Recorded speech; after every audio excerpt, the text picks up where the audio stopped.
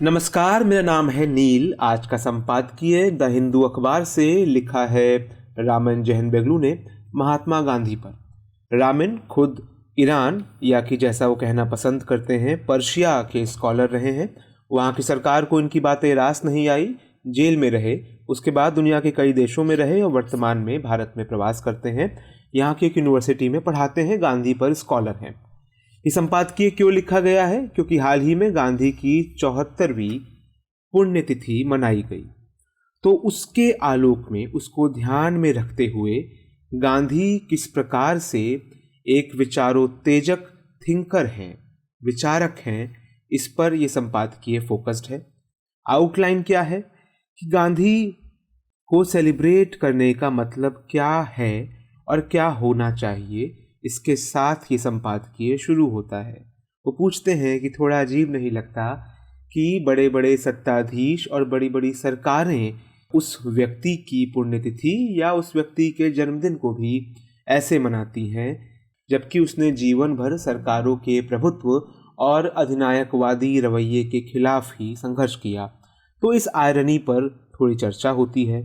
फिर बात होती है कि गांधी की सादगी का मतलब क्या था, और उस लिहाज से जो गांधी के कई आदर्श थे, चाहे वो सुकरात रहे हों, चाहे ग्रीक फलसफे के एक किरदार सिसिफस की बात हो, इन सब की बात हम करेंगे। ये सब बातें की गई हैं।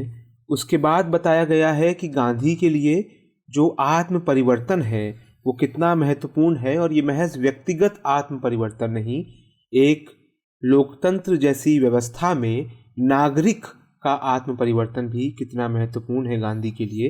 इन बातों का जिक्र हुआ है। और फिर वही पुरानी बात लेकिन नए तरीके से कही गई कि आज के समय में गांधी की क्या प्रासंगिकता है। ये पूरा डिस्कशन महत्वपूर्ण है जीएस पेपर 4 के लिहाज से। हम इसको इसलिए भी कवर कर रहे हैं क्योंकि एथिक्स और एस्से के लिहाज से तो ये महत्वपूर्ण है ही। साथ ही दूसरे संपादकीय अधिकतर आने वाले बजट की अलग अलग आकांक्षाओं से भरे हुए थे। हमारे लिए वो आकांक्षाएं इतनी महत्वपूर्ण नहीं है जितना कि जब बजट आ जाएगा तो उसका विश्लेषण होगा। तो इसलिए उन संपादकियों को छोड़ा गया है और इस महत्वपूर्ण संपादकीय की हम चर्चा कर रहे हैं। अब हम बिंदुवार चर्चा शुरू करते हैं। संपादकीय कहता है कि गांधी जी की 74वीं पुण्यतिथि मनाई गई, और ये हमारे पास एक मौका है कि हम उनके चरित्र और दुनिया के इतिहास में, केवल भारत नहीं, दुनिया के इतिहास में उनके योगदान पर एक बार फिर से चर्चा कर लें। संपादकीय कहता है कि अधिकतर ऐसी चर्चाओं के दौरान ऐतिहासिक किरदारों की वंदना होती है, ये बताने के लिए कि वो जीवन के हर पहलू में वो कितने शानदार व्यक्ति थे। लेकिन रामन साहब कहते हैं कि महात्मा गांधी के लिए ये बात थोड़ी कमतर पड़ जाती है, कम रह जाती है। क्यों? क्योंकि गांधी हमेशा एनिग्मेटिक और डिस्टर्बिंग फिगर रहे, रहस्यपूर्ण भी रहे, और कई चले आ रहे विचारों को डिस्टर्ब कर देने वाले व्यक्ति भी रहे। क्यों रहे?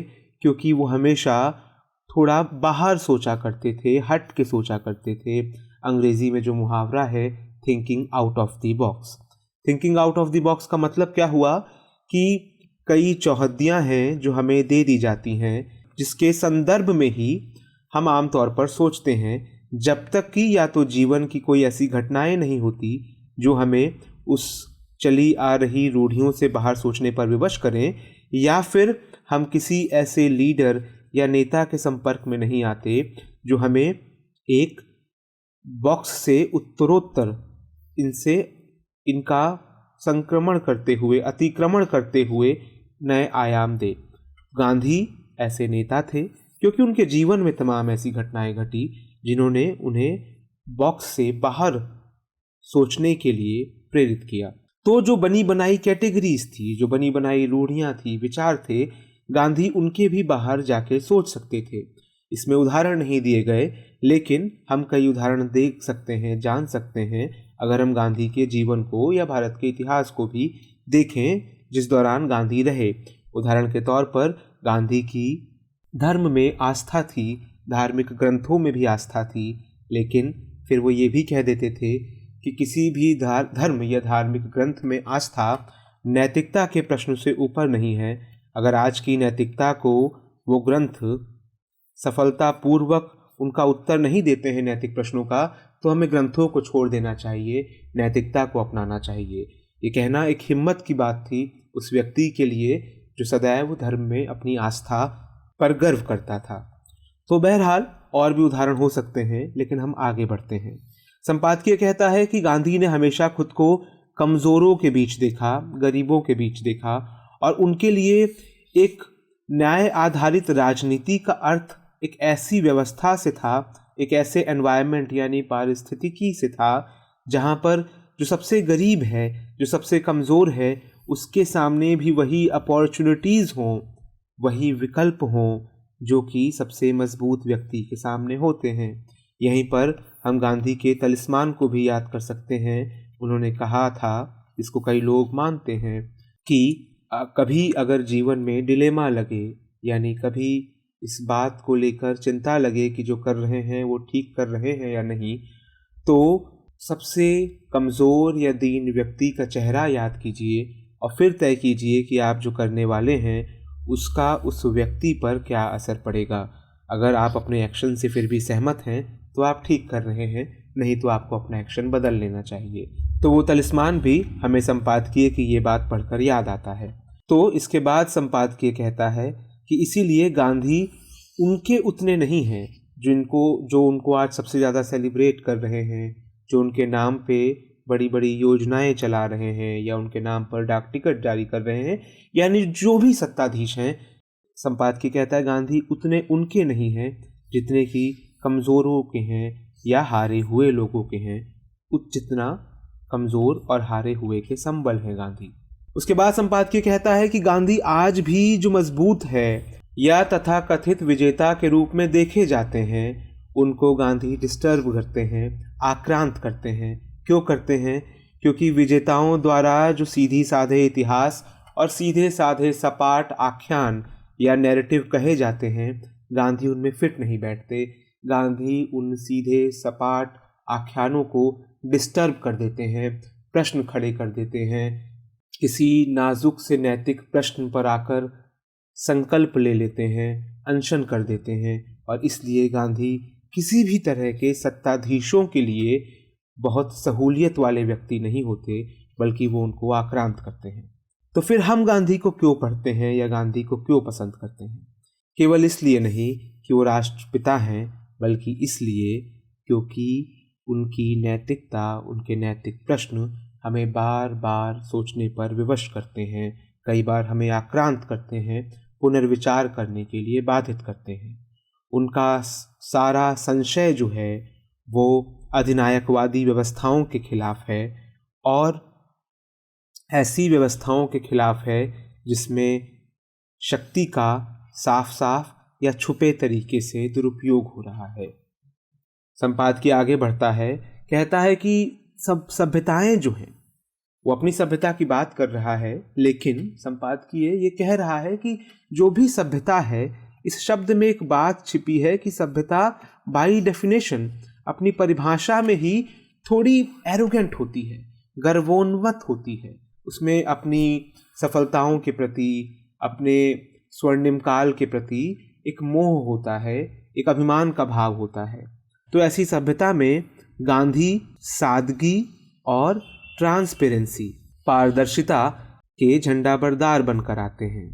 उनकी सादगी उनके कृत्यों में झलकती थी और साथ ही उनके जीवन जीने के तरीकों में भी, क्योंकि उस दुनिया में जिसमें कहा जा रहा है कि आपको अधिक से अधिक पाना है, परस्यू मोर, गेट मोर, अचीव मोर, वहाँ गांधी का एम अधिक से अधिक नहीं, बल्कि कम से कम में अधिक से अधिक संतुष्टि पाना था।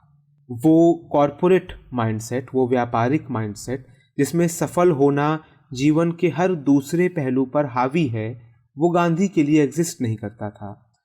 और इस सादगी की वजह से ही, संपादकीय कहता है कि शायद इस सादगी की वजह से ही हमें गांधी को समझने में इतनी समस्याएं आती हैं, क्योंकि भले ही वो समाज, वो कॉरपोरेट्स जो गांधी को अपने अपने कारणों से इस्तेमाल तो करें, उनकी पूजा तो करें, लेकिन भीतर ही भीतर इस सादगी से डरते हैं। क्यों? क्योंकि सिसिफस की तरह गांधी भी जीवन पर्यंत उन चीज़ों को पाने में लगे रहे जो हर बार उनसे थोड़ा और दूर होती जाती थी। यहाँ पर मौजू है कि हम सिसिफस की बात भी कर लें। यूपीएससी सिलेबस में सीधे तो नहीं है, लेकिन समझ के लिए महत्वपूर्ण है। सिसिफस माना जाता है कि ग्रीक माइथोलॉजी का एक किरदार था, ग्रीक दंतकथाओं का एक किरदार है, जिसको ग्रीक देवता ज़्यूस ने श्राप दिया। क्या श्राप दिया? कि तुम्हें जीवन पर्यंत, क्योंकि तुमने मृत्यु को ठग लिया है सिसिफस, तो तुम्हें जीवन पर्यंत एक पर्वत पर अब एक पत्थर को चढ़ाते रहना होगा। तुम्हें एम ये है कि तुम्हें इस पर्वत की चोटी पर इस पत्थर को पहुंचा देना है। श्राप ये है कि जब भी तुम पहुंचाने वाले होगे, ये पत्थर वापस ढुलक कर नीचे आ जाएगा। यानी कि सिसिफस का जो मिथक है वो एक ऐसा श्राप का मिथक है जो कभी, जिसकी मियाद कभी पूरी नहीं होगी। लेकिन इस मिथक का एक पक्ष और है। श्राप उसका एक पक्ष है, दूसरा पक्ष ये है कि सिसिफस ने अपने पूरे गौरव के साथ इस श्राप को स्वीकार किया है और इस मिथक के अनुसार सिसिफस अनंत काल तक इस काम में लगा रहेगा, जिसमें तय है कि उसको सफलता नहीं मिलेगी। फिर भी उसने अपने भाग्य को चुन लिया है। तो इसी मिथक को आधार बना के ये पंक्ति कही गई कि गांधी ने ऐसे निर्णय लिए, ऐसी चीज़ें चुनी जिनके लिए कहा जा सकता है कि वो कभी सफल नहीं होंगे, लेकिन इस चलते गांधी अपने नियति से मुंह मोड़ने से इनकार कर देते हैं। ये नियति वो नहीं है जो अखबारों के कॉलमों में छपा करती है या न्यूज़ चैनल्स पर आया करती है। ये नियति है कि अपने सामने उत्पन्न हुई जिम्मेदारियों पर विचार करना, उनके लिए एक सॉल्यूशन सोचना और वो सॉल्यूशन प्राप्त करने की दिशा में जीवन पर्यंत प्रयास करना। उस नियति की बात यहाँ पर संपादकीय कह रहा है। फिर संपादकीय आगे बढ़ता है और कहता है कि गांधी के साथ हमें कोई भी अंतिम सत्य नहीं मिलता है। वो अंतिम सत्य जिसकी कई बार चर्चा अलग अलग फलसफों में, अलग अलग धार्मिक किताबों में की जाती है, गांधी के लिए कोई भी अंतिम सत्य नहीं है। गांधी के लिए हमेशा सत्य का अन्वेषण महत्वपूर्ण है। गांधी एक सीकर हैं, सत्य अन्वेषक हैं, खोजकर्ता हैं सत्य के। और इस बारे में एक और कहानी है रविन्द्रनाथ ठाकुर की कि जीवन भर ईश्वर को खोजा और वो खोजने की प्रक्रिया बड़ी ही सुंदर थी। एक दिन उस दरवाजे पे पहुंच गए जिसके उस पार ईश्वर था, वहाँ से वो अन्वेषक वापस लौट आया। इस कहानी के कई सारे इंटरप्रिटेशन हुए हैं, लेकिन उसमें से सबसे सुंदर इंटरप्रिटेशन ये है कि महत्वपूर्ण वो नहीं था कि इस दरवाजे के पीछे कौन था या कोई सत्य था भी कि नहीं। महत्वपूर्ण था सत्य खोजने का जज्बा, सत्य अन्वेषक बन जाना। इस कहानी का एक और अर्थ भी है कि कोई एक सत्य नहीं होता, इसलिए कोई एक सत्य का दरवाज़ा नहीं हो सकता, इसलिए सत्य के अन्वेषक को निरंतर खोज में रहना होता है। बहरहाल संपादकीय कहता है कि गांधी हर बार जीतते हैं अपने इसी सत्य अन्वेषण में तमाम ट्रायल्स से गुजरकर। और उनकी जो पोजीशन है, क्योंकि उनके पास कोई अंतिम सत्य नहीं है, क्योंकि अंतिम सत्य शायद हो भी नहीं सकता, इसलिए उनकी पोजीशन हमेशा एम्बिगुअस और डिस्टर्बिंग रहती है। एम्बिगुअस यानी अनेकार्थी, रहस्यपूर्ण। जब वो राम राज्य कहते हैं तो उनके राम राज्य को लोग अलग अलग तरीके से समझ लेते हैं। जब वो स्वराज कहते हैं तो उनके स्वराज को अंग्रेज़ अलग तरीके से समझते हैं, राष्ट्रवादी अलग तरीके से समझते हैं, और जो गांधीवादी हैं वो अलग तरीके से समझते हैं। बहरहाल हम इन शब्दों की विवेचना में तो नहीं जाएंगे, इतिहास में आपने पढ़ा ही होगा, लेकिन संपादकीय कह रहा है कि गांधी लगातार रहस्यपूर्ण बने रहते हैं और इसीलिए शायद वो आक्रांत भी करते हैं। तो संपादकीय कहता है कि गांधी ज़रूर रहस्यपूर्ण बने रहते थे, लेकिन उन्होंने कोई झूठा नकाब नहीं ओढ़ के रखा, ना तो अपने ऊपर और ना ही भारतीय इतिहास पर कोई नकाब रहने दिया, बल्कि उन्होंने भारतीय इतिहास को भी हर उस मुद्दे पर चैलेंज किया जहाँ पर उस चैलेंज की आवश्यकता थी, और वहाँ पर प्रश्न खड़े कर दिए, वहाँ पर प्रश्न पूछे। संपादकीय उस बारे में डिटेल से बात तो नहीं करता, लेकिन कुछ एक उदाहरण हम जान सकते हैं। कुछ लोगों ने, उदाहरण के तौर पर फैजल देव जी नाम के एक स्कॉलर ने एक किताब लिखी है कि कैसे गीता गांधी के लिए भी पूज्य थी और तिलक के लिए भी, और दोनों ने इससे बिल्कुल भिन्न अर्थ निकाले। यही भारतीयता और भारतीय स्वतंत्रता संग्राम की उल्लेखनीयता है कि वो भारतीय परंपरा से अपने विचार तो ग्रहण करती है, लेकिन साथ ही भारतीय परंपरा को नए तरीकों से पुनर्परिभाषित भी करती है। तो गांधी बार बार उन चीज़ों पर सवाल खड़े कर देते थे जहाँ भी उनको आवश्यक लगता था, और उस सेंस में वो किसी भी परंपरा से बंधे नहीं थे। संपादकीय कहता है कि इसलिए गांधी के हर ऐतिहासिक एक्शन में एक नैतिक प्रश्न, एक नैतिक जवाबदेही शामिल होती थी, और इसलिए जैसा कि हमने गीता की बात की भी, संपादकीय भी उस ओर इशारा करता है कि वो हमारे इतिहास के साथ के संबंध को अहिंसा के साथ, अहिंसा के प्रश्न पर एक बातचीत में भी बदल देने का उद्यम करते हैं। और इस उद्यम में गांधी एक नेता और उसके लोगों के बीच जो संबंध होता है, उस संबंध को भी पुनर्परिभाषित करते हैं। महत्वपूर्ण बिंदु है। कैसे? क्योंकि अक्सर माना जाता है नेता भले ही बहुत ताकतवर हों, लेकिन नेता अंततः लोगों की भीड़ के आगे चल रहे होते हैं, लोगों से मजबूर हो जाते हैं। एक प्रकार से वो शेर की सवारी कर रहे होते हैं, वो ऊपर तो बैठे होते हैं लेकिन शेर उनके बस में नहीं होता। गांधी इस इक्वेशन को पुनर्परिभाषित करते हैं क्योंकि गांधी मानते हैं कि वो सत्य की दाई हैं। ये सुकरात का तरीका था। सुकरात कहते थे कि सत्य सबके पास है। जो नेता है या ज्ञानी व्यक्ति है, उसका कार्य है कि वो एक जैसे दाई जन्म के दौरान, प्रसव के दौरान सहायता करती है, वैसे उस सत्य को बाहर आने में सहायता करे। तो गांधी का भी वही तरीका था। गांधी का मानना था कि हर व्यक्ति को सत्य तक पहुंचने के लिए अपने प्रश्नों से खुद जूझना होगा, और इसलिए उनका गांधी का जो दर्शन था वो अपने आप में एक नैतिक एक्सरसाइज है, जिसमें सत्य पर विचार बहुत आवश्यक है, और साथ ही जीवन के हर पहलू पर वो केवल राजनीति की बात नहीं करते रहते। उनके लिए साध्य और साधक दोनों महत्वपूर्ण हैं। साधन की पवित्रता भी उनके लिए महत्वपूर्ण है। संपादकीय कहता है कि गांधी का विश्वास दो चीज़ों में था, या कम से कम हम निचोड़ के तौर पर कह सकते हैं कि दो चीज़ों में था। एक तो आत्म अनुशासन और दूसरा आत्म संयम, self discipline and self restraint. इस विचार को अगर हम और समझें तो हमें आज के समय की कई समस्याओं के बारे में थोड़ा और जानने को मिलेगा, एक नई दृष्टि मिलेगी। विचार कहता है और संपादकीय दोहराता है कि एक व्यक्ति जो एकाकी है या स्वयं को ही आदि और अंत समझता है, उसके लिए जीना इसलिए है ताकि वो उपभोग कर सके, जबकि वह व्यक्ति जिसमें आत्म अनुशासन है वो जीता इसलिए है, या जीना के लिए मेटाफर है कि वो खाता इसलिए है कि जी सके। यानी कि वही बात कि आप खाने के लिए जीते हैं या जीने के लिए खाते हैं। और इसलिए गांधी के अंततः जो बातें निकल कर आती हैं वो दो बातें हैं कि आपको सेल्फ रियलाइजेशन की तरफ बढ़ना चाहिए और सेल्फ रूल की तरफ, यानी कि आत्मबोध और स्वराज। वही स्वराज जिसको स्वतंत्रता से भी जोड़ा जा सकता है, लेकिन वो केवल राजनीतिक स्वतंत्रता की बात नहीं है। स्वराज का मतलब स्वयं पर भी अनुशासन, स्वयं पर भी संयम। तो ये दो बातें हैं। इसको कई लोगों ने और एक्सप्लेन किया है कि गांधी का विचार है कि जीवन को लिमिट्स में जीना है। एक विचारधारा जो कहती है कि छोटी मछली को बड़ी मछली खा जाएगी, यानी एक जंगल राज है, मत्स्य न्याय है। गांधी उससे इत्तेफाक नहीं रखते। वो उस आधुनिक जीवन शैली से भी इत्तेफाक नहीं रखते जिसमें सब कुछ को पाना है, सब कुछ को जीत लेना है।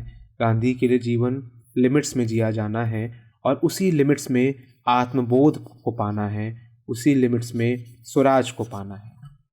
तो एक इस किस्म का जीवन है, दूसरा उस किस्म का जीवन है जिसमें विजेताओं या जिनको विश्व विजेता मानता है उनके लिए जगह है, लेकिन जिसमें साथ ही प्रकृति का दोहन है, प्रकृति का नाश है, और आने वाले समय में मानव सभ्यता के भविष्य पर भी प्रश्न चिन्ह है।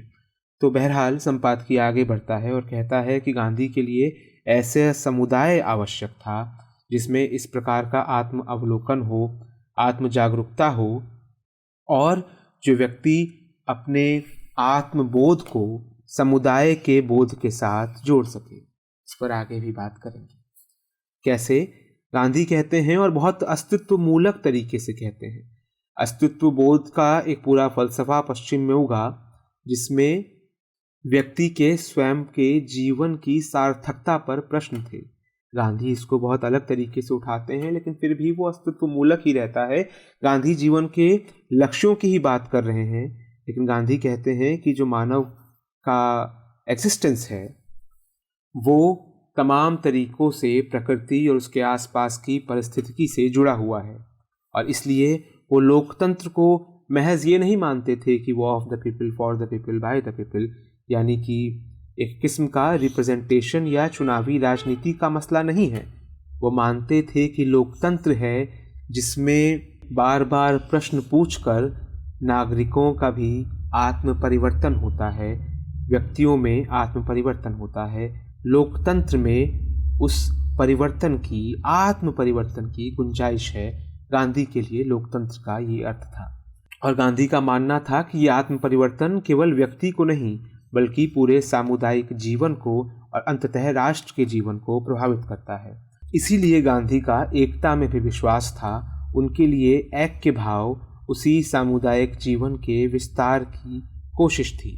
गांधी का मानना था कि इस ऐक्य भाव का अर्थ केवल ये नहीं है कि आप सबके प्रति दया भाव रखें, प्रेम भाव रखें। इसका अर्थ ये भी है कि आपकी सबके प्रति जिम्मेदारी है, जवाबदेही है। संपादकीय कहता है कि गांधी भली भांति जानते थे कि वैश्विक जिम्मेदारी भी जो है कुछ और नहीं बल्कि पूरी मानव सभ्यता के प्रति निष्ठा का प्रश्न है, लॉयल्टी का प्रश्न है। तो संपादकीय कहता है कि गांधी को याद करने का एक मतलब ये भी है कि हम पूरी मानव सभ्यता के प्रति, विश्व के प्रति अपनी जवाबदेहियों का और अपनी निष्ठाओं को याद रखें, क्योंकि उनके बिना कोई यूनिवर्सल हार्मनी, कोई विश्व शांति एग्जिस्ट नहीं कर सकती। तो अंत की ओर बढ़ते हुए संपादकीय आकर पूछता है कि आज के समय में पैंडेमिक की सिचुएशंस ने हमें दिखा दिया कि दुनिया में बहुत ज़रूरत है नैतिक नेतृत्व की। नेतृत्व बहुत हैं, मजबूत भी हैं, अलग अलग देशों में मजबूत नेताओं का उदय हुआ है, लेकिन संपादकीय कहता है कि पैंडेमिक ने हमें दिखाया कि उस मजबूती में कई बार संवेदनाओं और सहानुभूति के लिए उतनी जगह नहीं होती। तो संपादकीय कहता है कि इन चीज़ों की बहुत आवश्यकता है मानवता की समस्याओं से निपटने के लिए। भले ही गांधी हमारे साथ नहीं हैं, लेकिन उनका जीवन 20वीं और 21वीं शताब्दी में बहुत लोगों के लिए प्रेरणा स्रोत रहा। कई लोगों का यहाँ पे नाम लिया गया है। खान अब्दुल गफ्फार खान, जो आज़ादी के बाद पाकिस्तान में रहे और कहना ज़रूरी होगा अधिकतर समय पाकिस्तान की जेलों में रहे, क्योंकि उन्होंने वहाँ के शासन के खिलाफ अपनी आवाज़ बुलंद करके रखी। मार्टिन लूथर किंग, जो अमेरिका में नस्ल भेद के खिलाफ अपनी लड़ाई में गांधी को एक महत्वपूर्ण आदर्श मानते रहे। नेल्सन मंडेला ने यही चीज़ अफ्रीका में जो अपार्थाइड था, जो कालों और गोरों के बीच नस्ल भेद का मामला था, उसके लिए गांधी को अपने आदर्श के रूप में माना। दलाई लामा आज भी तिब्बत के संघर्ष में गांधी को अपना एक आदर्श मानते हैं। हाल ही में आर्क बिशप डेसमंड टूटू की मृत्यु हुई। वो नोबेल प्राइज़ विजेता डेसमंड टूटू साहब गांधी को जीवन पर्यंत अपना आदर्श मानते रहे। वैक्लाव हेवेल, इसका नाम हम में से ज़्यादातर लोगों ने शायद नहीं सुना हो, क्योंकि हमारे समय से थोड़े से पहले की बात है। 1989 के समय में जब यूरोप में आयरन कर्टेन गिर रहा था। आयरन कर्टेन की चर्चा हम यहाँ नहीं कर सकते, बस ये जान लेते हैं कि एक प्रकार से कम्युनिज्म का पतन हो रहा था। जर्मनी एकीकरण हुए, तमाम चीज़ें हुई, बाद में सोवियत रूस का भी पतन हुआ। उस दौरान चेकोस्लोवाकिया के नेता के तौर पे ये उभरे और बाद में चेक रिपब्लिक के, जब चेकोस्लोवाकिया टूट गया और वहाँ पर लोकतंत्र की बहाली में इन्होंने मदद की और गांधी को अपने आदर्श के रूप में कई बार इन्होंने बोला। और पोप फ्रांसिस का भी जिक्र ये संपादकीय करता है, जो आज के समय में अलग अलग धर्मों के बीच समन्वय स्थापित करने के लिए, वार्ता स्थापित करने के लिए प्रयास कर रहे हैं और गांधी के विषय में कई बार अपनी श्रद्धा व्यक्त कर चुके हैं। तो संपादकीय कहता है कि 20वीं 21वीं शताब्दी के कई बड़े जीवनों को, महान जीवनों को गांधी ने प्रभावित किया और आगे भी वो ऐसा करते रहेंगे, क्योंकि गांधी एक नैतिक लीडर थे। और यहाँ पे देखिए, ऐसी ही बात नहीं है कि मॉरल पहले लिखा है, पॉलिटिकल बाद में, क्योंकि गांधी का भी मानना था कि पॉलिटिकल पावर तो होती है लोकतंत्र में। गांधी का मानना था कि पॉलिटिक्स से ऊपर भी मोरालिटी होनी चाहिए। कई लोग इससे सहमत नहीं थे, उनके भी अपने तर्क थे, उन तर्कों पर कभी और बात होगी। गांधी का मानना था कि नैतिकता सबसे ऊपर है, उसके नीचे राजनीतिक ताकत है। नैतिक ताकत सदैव राजनीतिक ताकत से ऊपर रहेगी। गांधी वो नैतिक नेता भी थे और राजनीतिक नेता भी थे, जिन्होंने हमेशा वो हिम्मत दिखाई कि वो तय सीमाओं से, चौहद्दियों से बाहर जाकर सोच सकें, और हम उनके विचारों को देखते रहेंगे, जानते रहेंगे, सीखते रहेंगे, असहमत भी होते रहेंगे, लेकिन गांधी एक पथ प्रदर्शक रूप में सदैव प्रासंगिक रहेंगे। इस बात के साथ ही संपादकीय समाप्त होता है। आशा है गांधी और गांधी के साथ ही गांधी के एथिक्स से जुड़ी, विश्व इतिहास में उनकी मौजूदगी से जुड़ी हमने कई बातों पर चर्चा की है, वो बातें आप तक पहुंची होंगी। ये था आज का संपादकीय। मिलते हैं कल नए संपादकीय के साथ, तब तक के लिए नमस्कार।